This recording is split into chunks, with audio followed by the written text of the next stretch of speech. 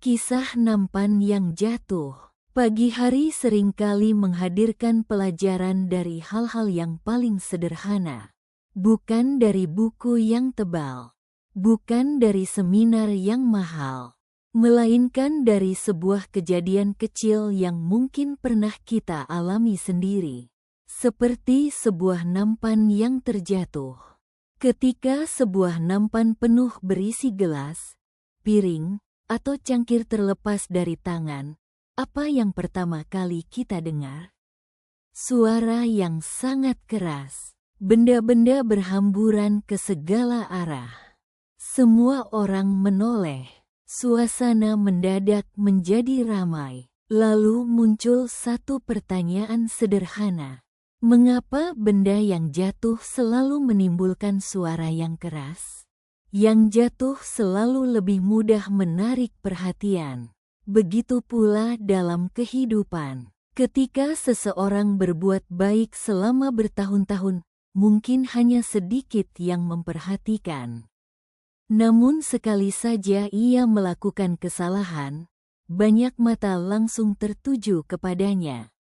Ketika sebuah perusahaan bekerja dengan baik selama puluhan tahun, itu dianggap biasa. Tetapi sekali terjadi masalah, semua orang membicarakannya. Yang jatuh selalu lebih berisik daripada yang berdiri. Karena memang begitulah perhatian manusia sering bekerja. Jangan sibuk mendengar suaranya. Ketika nampan jatuh, orang biasanya fokus pada suara yang ditimbulkannya. Padahal yang lebih penting bukanlah suaranya, melainkan apa yang harus dilakukan setelahnya. Apakah kita akan diam menyalahkan diri sendiri? Apakah kita akan mencari siapa yang harus disalahkan? Ataukah kita akan mulai memungut satu persatu pecahan yang masih bisa diselamatkan? Hidup juga demikian. Kesalahan mungkin menimbulkan kegaduhan. Namun masa depan ditentukan oleh bagaimana kita merespons kegaduhan itu. Tidak semua yang pecah harus dibuang. Kadang ada gelas yang retak tetapi masih bisa dipakai.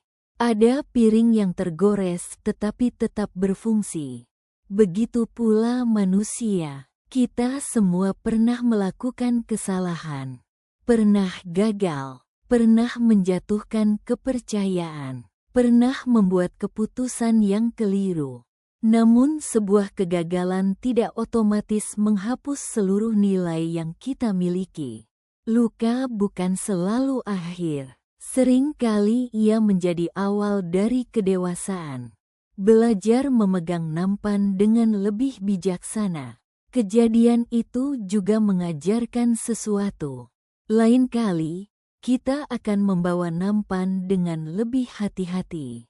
Bukan karena takut menjatuhkannya, tetapi karena kita sudah belajar dari pengalaman.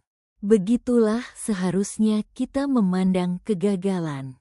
Bukan sebagai alasan untuk berhenti berjalan, melainkan sebagai pelajaran agar langkah berikutnya lebih bijaksana. Jangan menertawakan nampan orang lain.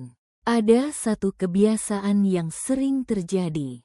Ketika nampan kita jatuh, kita berharap orang lain mengerti.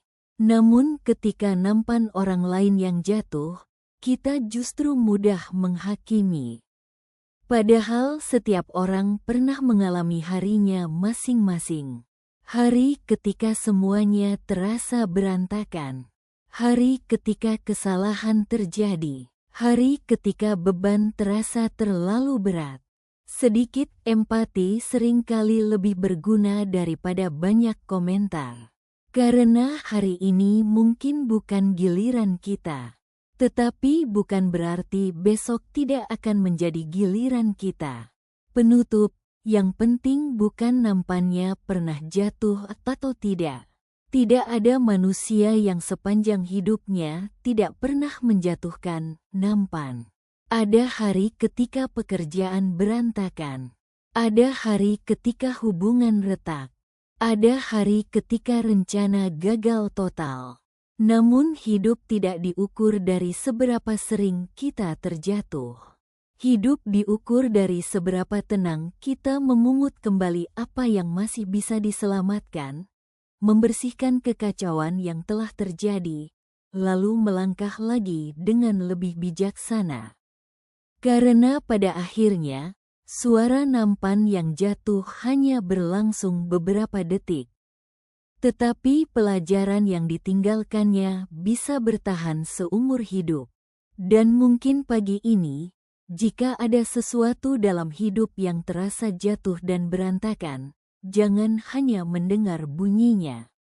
Lihatlah pelajarannya, sebab seringkali Tuhan tidak sedang menghukum kita melalui sebuah kejatuhan. Ia sedang mengajarkan cara memegang kehidupan dengan lebih hati-hati.